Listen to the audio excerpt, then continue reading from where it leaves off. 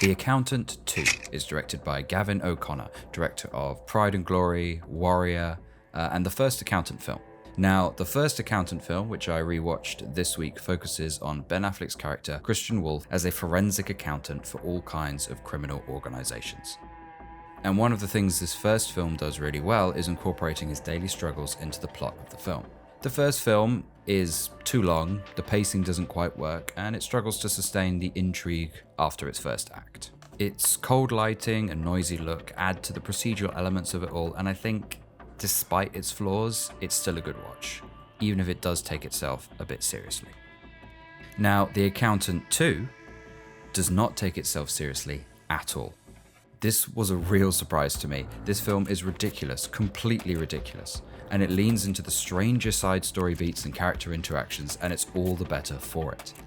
It's packed with unnecessary tangents and a large amount of unexpected payoffs from the silliest lines of dialogue in this film. I had such a goofy grin on my face for way more of its runtime than I expected. It's a great time, and I think an improvement in most respects to the first film. J.K. Simmons reprises his role for the opening scenes of this film to set the plot up.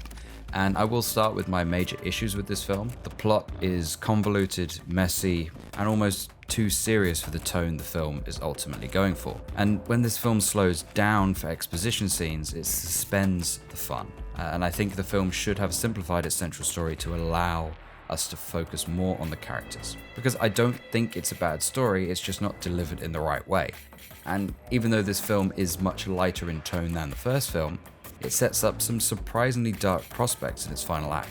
The ticking clock is here, the stakes are high, but some restructuring would have helped, I think.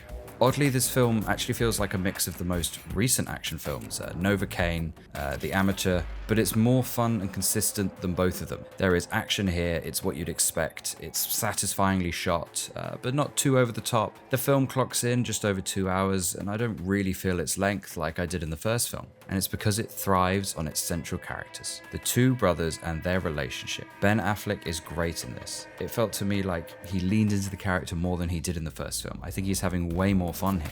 But the highlight of the film is Jon Bernthal, and the two of them have great chemistry. Jon Bernthal might be playing a character we've seen before from him, but it works wonders for this film.